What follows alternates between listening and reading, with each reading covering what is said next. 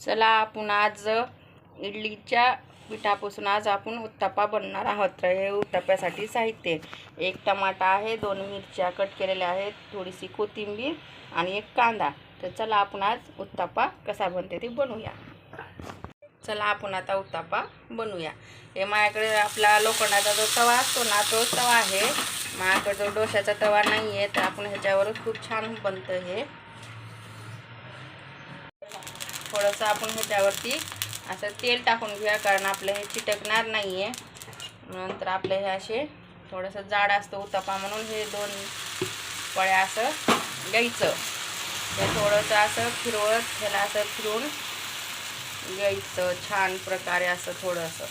ते आपण थोडंसं टमॅटो, थोडी मिरची, कोथिंबीर आणि हे कांदा मला थोडा आता आपण ह्याला वाफू देऊ.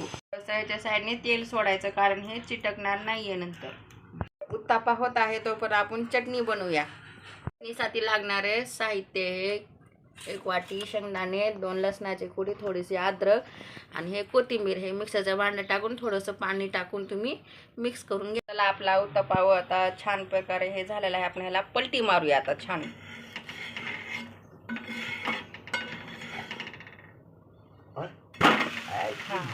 आता ह्याला इकडून पण आपण आता चांगलं ते भाजू देऊया. सगळं आपण जे मटेरियल टाकलंय ते तोपर्यंत आपण चटणी वाटू. चटणी वाटून झाली आहे. आता आपण हे बघूया कसं झालंय ते.